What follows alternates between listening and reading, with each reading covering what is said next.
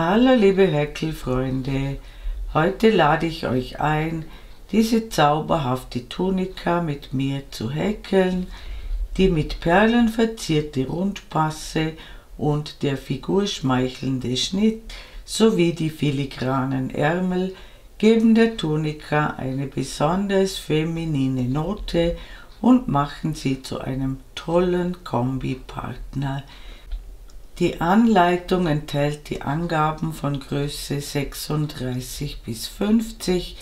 Richtwerte zum Verbrauch findet ihr wie immer auf der Materialseite nach den Intros. Und jetzt wünsche ich euch viel Freude beim Nacharbeiten.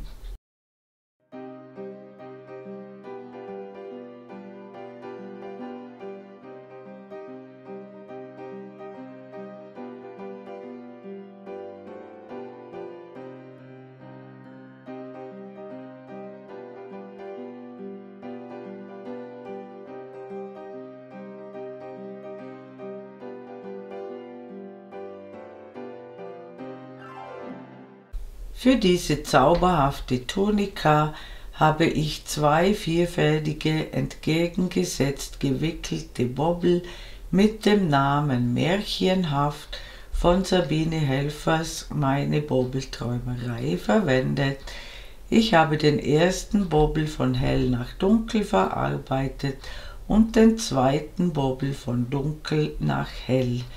Ich bedanke mich herzlich bei Sabine Helfer, die mir diese Bobbel zur Verfügung gestellt hat. Die Sabine macht wunderschöne Bobbels mit tollen Farbverläufen, mit oder ohne Lurex-Faden oder wenn gewünscht auch mit Alpaka-Faden, in vielen Farben und auch mit der gewünschten Lauflänge. Ihr findet meine Bobbelträumerei auf Facebook und es lohnt sich da einmal hineinzuschauen. Den Link und die E-Mail-Adresse findet ihr in der Videobeschreibung unter diesem Video.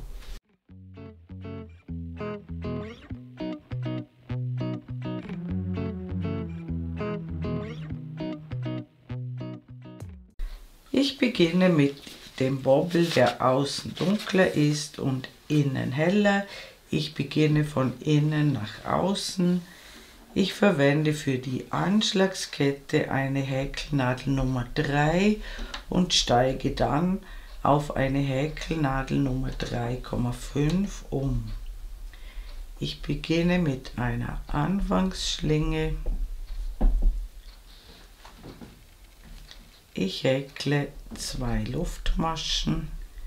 Ich drehe die erste um, sodass 2 Fäden oben sind und einer unten.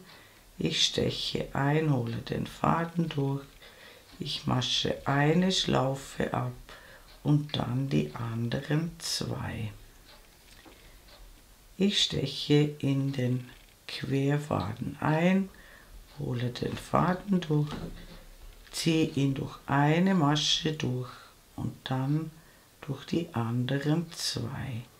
In den Querfaden einstechen, den Faden durchholen, eine Masche abmaschen und dann die anderen 2. In den Querfaden einstechen, den Faden durchholen. Wir häkeln sozusagen zuerst die Luftmasche und dann die feste Masche. Wir häkeln später hier, wo die schönen Maschen sind. Wir haben jetzt 4 Maschen gemacht. Ich mache eine Kette, die ungefähr 65 cm hat und wir brauchen eine Maschenzahl, die durch 12 teilbar ist. Und wenn ihr das gemacht habt, sehen wir uns wieder. Willkommen zurück. Meine Kette hat eine Länge von ca. 66 cm. Es kommt hier nicht auf 1 oder 2 cm mehr oder weniger an. Wichtig ist, die Zahl muss durch 12 teilbar sein und wählt eine Zahl, die diesen 65 cm am nächsten kommt. Jetzt schließe ich zur Runde, und zwar die schönen Maschen befinden sich unten. Ich achte darauf, dass sich die Kette nicht verdreht und schließe mit einer Kettmasche in den Kopf der ersten festen Masche zur Runde, und ich steige jetzt auf eine Häkelnadel Nummer 3,5 um. Ich häkle 3 Luftmaschen, die zählen als erstes Stäbchen. Damit ist diese erste Masche besetzt und ich häkle in jeden Maschenkopf ein Stäbchen. Ich habe 120 feste Maschen angeschlagen, das heißt, es müssen bei mir auch wieder 120 Stäbchen herauskommen und bei euch die Zahl, die ihr angeschlagen habt. Und am Ende der Runde sehen wir uns wieder. Willkommen zurück. Ich habe meine 120 Stäbchen gehäkelt.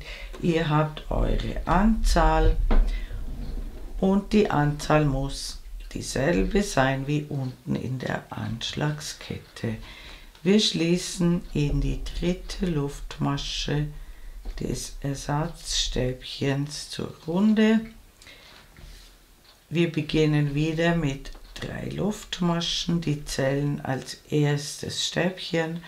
Damit ist die erste Masche besetzt und für meine Anzahl, die ich angeschlagen habe, muss ich jetzt 9 Stäbchen häkeln.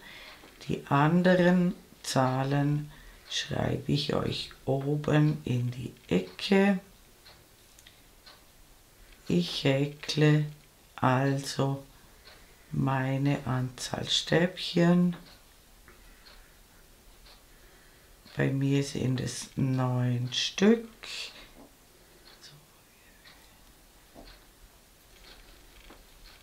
Und das 10. häkle ich als Reliefstäbchen von vorne. Das bedeutet, wir stechen nicht in den Kopf des Stäbchens, sondern um den Stiel des Stäbchens herum, holen den Faden durch, ziehen den Faden etwas länger als normal und häkeln das Stäbchen zu Ende. Und jetzt machen wir immer dasselbe. Ich häkle wieder meine 9 Stäbchen. Ihr könnt immer oben nachschauen, welche Zahl ihr häkeln müsst.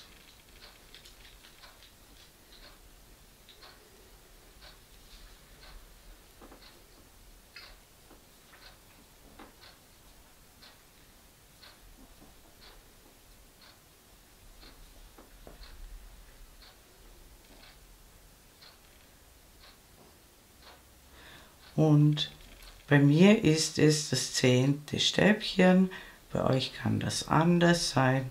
Das häkeln wir als Reliefstäbchen von vorne. Und wichtig ist, dass ihr den Faden etwas länger zieht als normal, damit sich das Ganze nicht einrollt. Und das machen wir jetzt die ganze Reihe so. Immer dieselbe Anzahl Stäbchen und dann ein Reliefstäbchen von vorne, und am Ende der Runde sehen wir uns wieder. Willkommen zurück. Die Runde endet so. Wir haben hier dieselbe Anzahl Stäbchen wie in den anderen Abschnitten. Am Ende bleibt ein Stäbchen übrig.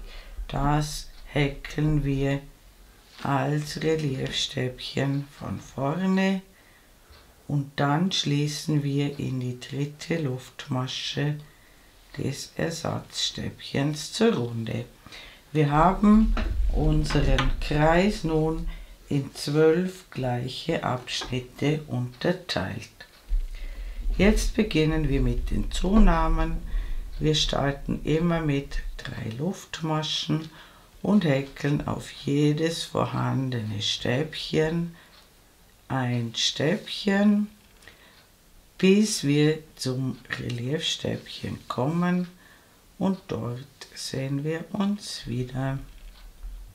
Willkommen zurück, ich habe wieder meine Anzahl Stäbchen gehäkelt, wieder dieselbe Anzahl wie in der Vorrunde. Hier ist das Reliefstäbchen und in das letzte Stäbchen vor dem Reliefstäbchen häkle ich ein zweites Stäbchen in dieselbe Masche, so dass wir ein Stäbchen mehr erhalten.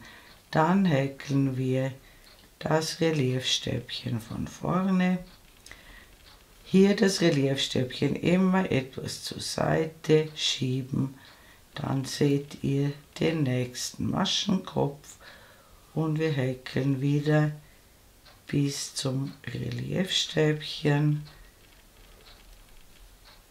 unsere Anzahl Stäbchen.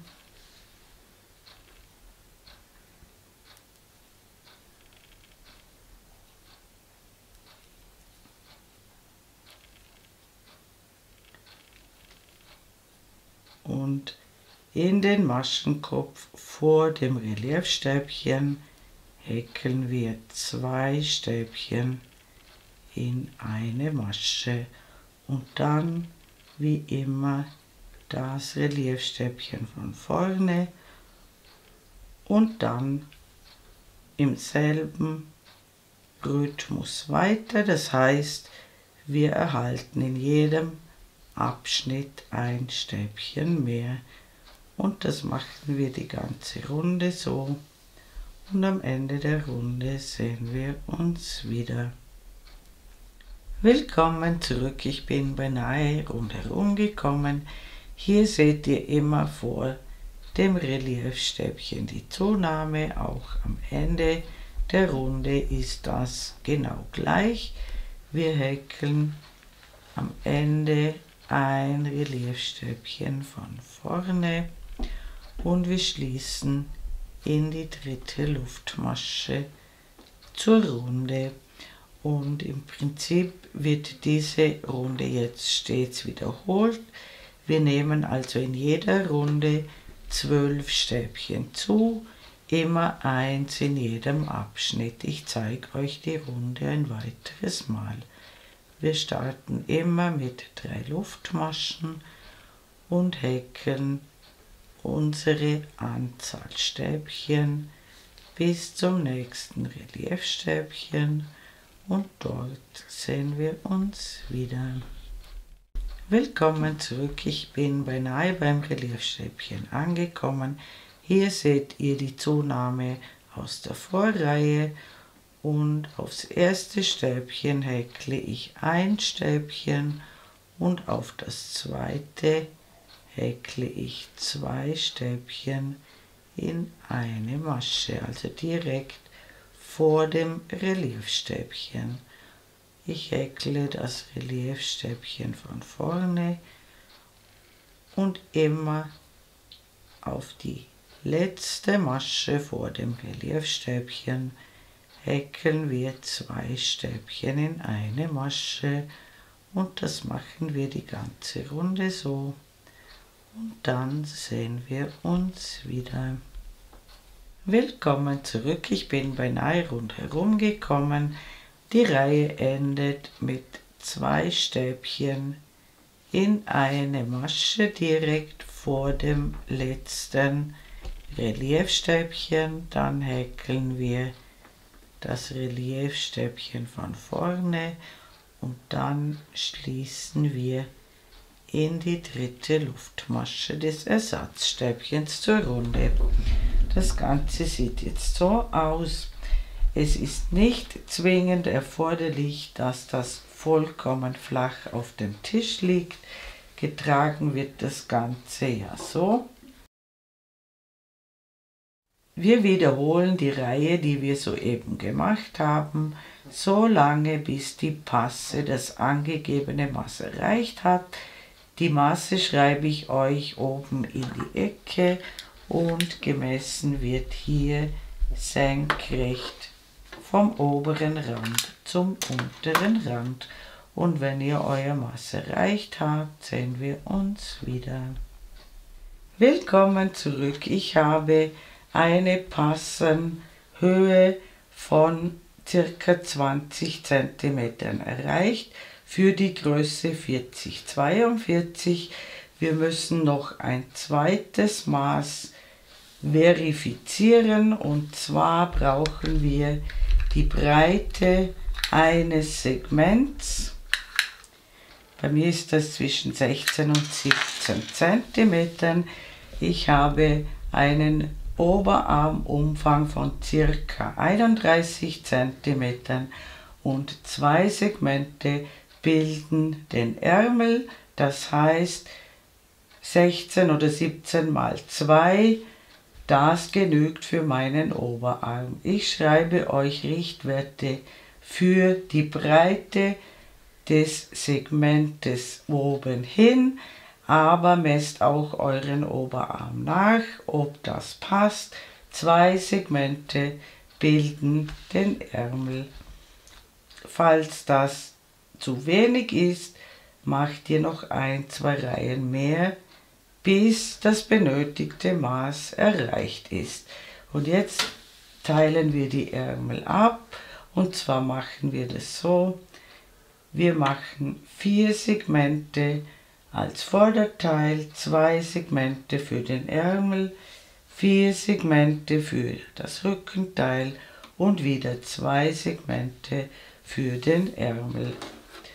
Und dazu häkeln wir jetzt einfach Stäbchen. Auch über die Reliefstäbchen häkeln wir in dieser Runde nur Stäbchen, und wir machen keine Zunahmen. Und zwar häkeln wir jetzt Stäbchen über 4 Segmente. Die bilden dann das Vorder- oder Rückenteil. Und wenn ihr 4 Segmente abgearbeitet habt, sehen wir uns wieder. Willkommen zurück. Ich habe über die ersten 4 Segmente Stäbchen gehäkelt. Auch bei den Reliefstäbchen einfach ein Stäbchen in jeden Maschenkopf ohne Zunahmen. Und hier habe ich das letzte Stäbchen in das Reliefstäbchen gehäkelt. Jetzt überspringen wir den Ärmelteil, also 2 Segmente, und starten wieder im Reliefstäbchen mit den Stäbchen. Das ist der Ärmelteil, und wir häkeln wieder über 4 Segmente nur Stäbchen, und dann sehen wir uns wieder. Willkommen zurück. Ich habe wieder über 4 Segmente Stäbchen gehäkelt, und wir überspringen wieder den Ärmelteil. Hier habe ich wieder das letzte Stäbchen in das Reliefstäbchen gehäkelt.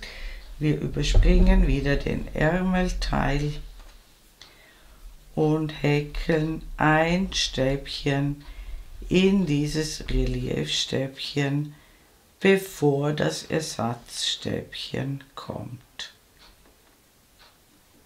Und dann schließen wir in die dritte Luftmasche des Ersatzstäbchens zur Runde.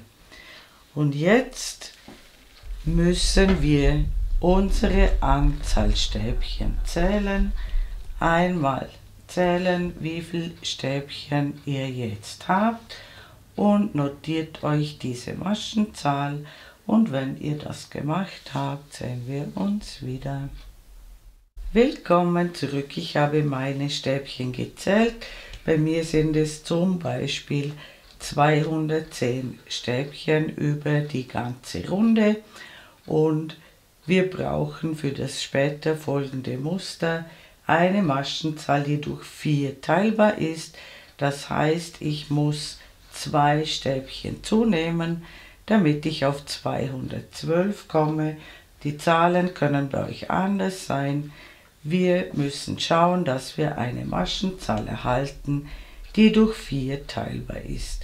Damit wir das erreichen, nehmen wir einfach die fehlenden Maschen zu. Also ich starte ganz normal mit 3 Luftmaschen und ich häkle einmal auf dieser Seite unter dem Arm 2 Stäbchen in eine Masche und das mache ich dann auch auf der anderen Seite und ihr macht das so oft es eben nötig ist. Es wird wahrscheinlich 1, 2 oder 3 Mal der Fall sein und dann sehen wir uns am Ende der Runde wieder. Willkommen zurück.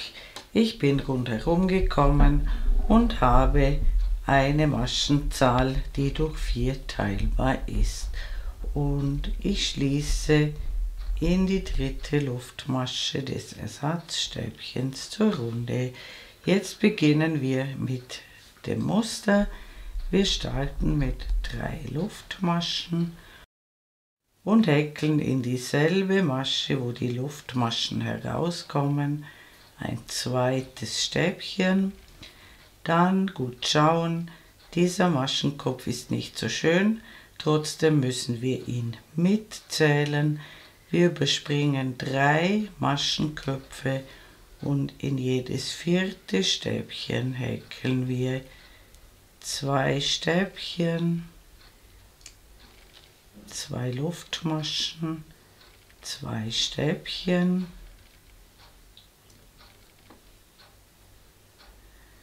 wir lassen wieder 3 Maschenköpfe aus und wie gesagt in jedes 4. Stäbchen häkeln wir 2 Stäbchen, 2 Luftmaschen, 2 Stäbchen. Das machen wir einmal rundherum und dann sehen wir uns wieder. Willkommen zurück, ich bin rundherum gekommen. Am Ende müssen 3 Stäbchen übrig bleiben, die überspringen wir und in diese Masche, wo die 3 Luftmaschen herauskommen, häkeln wir 2 Stäbchen. So entsteht wieder eine Gruppe und wir schließen mit einem halben Stäbchen in die dritte Luftmasche zur Runde. Wir starten mit 3 Luftmaschen, häkeln ein Stäbchen in die Lücke und dann springen wir von Lücke zu Lücke immer in die Mitte der Gruppe und häkeln eine neue Gruppe mit 2 Stäbchen, 2 Luftmaschen, 2 Stäbchen. Wir springen immer zur nächsten Gruppe in die Mitte hinein und häkeln wieder 2 Stäbchen, 2 Luftmaschen, 2 Stäbchen. Die Gruppen laufen senkrecht übereinander und am Ende der Runde sehen wir uns wieder. Willkommen zurück, ich bin beinahe mit der Runde fertig. Hier habe ich die letzte Gruppe gehäkelt und die Runde endet mit 2 Stäbchen in die Lücke, wo schon 2 Stäbchen drin sind, sodass auch hier eine Gruppe entsteht und wir schließen in die dritte Luftmasche mit einem halben Stäbchen. Wir starten immer mit 3 Luftmaschen und einem Stäbchen in die Lücke, also sozusagen mit einer halben Gruppe und dann springen wir wieder von Gruppe zu Gruppe und häkeln immer in die Mitte eine neue Gruppe.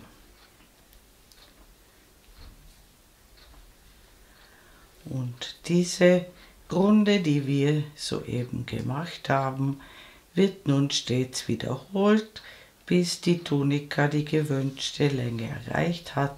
Ich schreibe euch Richtwerte oben hin, und zwar gemessen vom höchsten Punkt gerade hinunter. Und wenn ihr euer Maß erreicht habt, das findet ihr am besten durch eine Handprobe heraus, dann sehen wir uns wieder. Willkommen zurück. Meine Tunika hat eine Gesamtlänge von ca. 65 cm erreicht. Das passt für mich sehr gut. Am Ende habe ich eine Luftmasche noch gemacht und den Faden abgeschnitten und durchgezogen, und ich habe einen Ärmel in der Zwischenzeit vorbereitet und den zweiten Ärmel machen wir jetzt gemeinsam. Wir befinden uns auf der schönen Seite der Tunika. Wir beginnen unter dem Arm. Hier seht ihr diese Stäbchenreihe, wo wir die Ärmel abgeteilt haben. Hier steche ich mit der Nadel durch, hole den Faden, mache einen Knoten am rechten Rand dieses Stäbchens.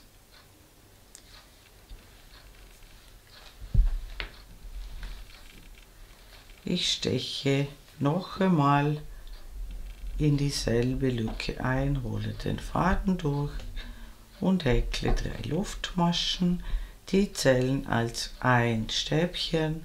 Dann häkle ich ein zweites Stäbchen in die Lücke und dann häkle ich in jeden Maschenkopf, der vorhanden ist, ein Stäbchen, und in dieser Reihe müssen wir wieder auf eine Stäbchenzahl kommen, die durch 4 teilbar ist, und das regeln wir am Ende der Runde. Und wenn ihr rundherum gekommen seid, sehen wir uns wieder. Willkommen zurück. Ich bin beinahe rundherum gekommen. Hier seht ihr noch dieses Stäbchen, wo wir die Ärmel abgeteilt haben. Bei mir ist es sich so ausgegangen, ich habe bis hierher 55 Stäbchen. Die nächste Zahl, die durch 4 teilbar ist, ist 56. Das heißt, um dieses letzte Stäbchen häkle ich noch ein Stäbchen, und ihr häkelt 1, 2, 3 Stäbchen, so viele ihr eben braucht, bis ihr auf eine Zahl kommt, die durch 4 teilbar ist, und dann schließen wir mit einer Kettmasche zur Runde. Und wir häkeln dasselbe Muster wie bei der Tunika beim unteren Teil. Wir starten mit 3 Luftmaschen und häkeln in dieselbe Masche, wo die 3 Luftmaschen herauskommen, ein zweites Stäbchen. Dann überspringen wir 3 Maschen und häkeln in jede 4. Masche 2 Stäbchen, 2 Luftmaschen, 2 Stäbchen.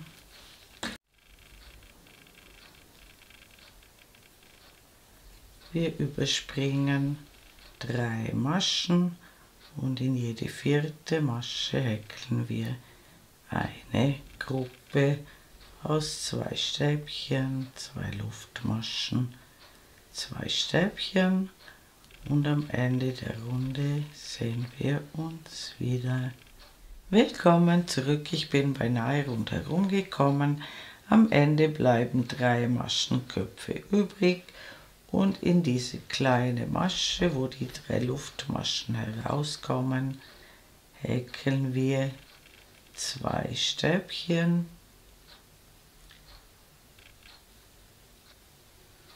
sodass wir auch hier eine Gruppe haben und wir schließen in die 3. Luftmasche zur Runde mit einem halben Stäbchen.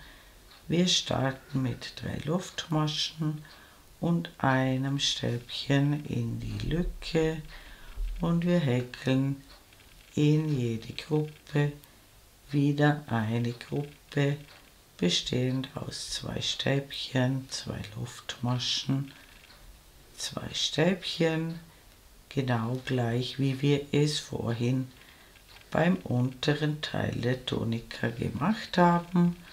Und am Ende der Runde sehen wir uns wieder.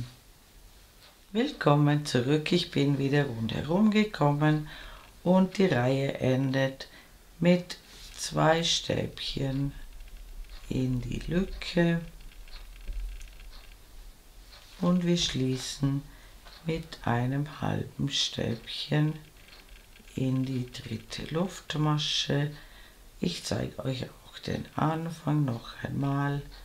Wir starten immer mit 3 Luftmaschen und einem Stäbchen in die Lücke und dann häkeln wir alle vorhandenen Gruppen ab.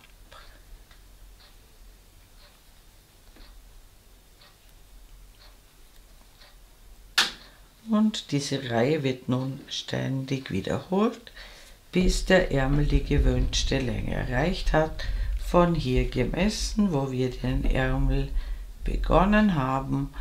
Ich habe meinen Ärmel circa 40 cm lang gemacht. Das kann bei euch ein bisschen anders sein. Am besten macht ihr eine Anprobe und wenn ihr das gemacht habt, macht ihr den zweiten Ärmel genau gleich und dann sehen wir uns wieder. Willkommen zurück, ich habe beide Ärmel fertiggestellt. Auch hier habe ich zum Schluss als Absicherung eine Luftmasche gemacht, den Faden durchgezogen und festgezogen. Und jetzt bearbeiten wir den Halsausschnitt. Dazu beginne ich bei einem Ärmelteil irgendwo in der Mitte. Hier steche ich ein und ich steche hier ein bisschen tiefer ein. Es sind hier schöne Einstichstellen verfügbar. Ich mache einen Knoten.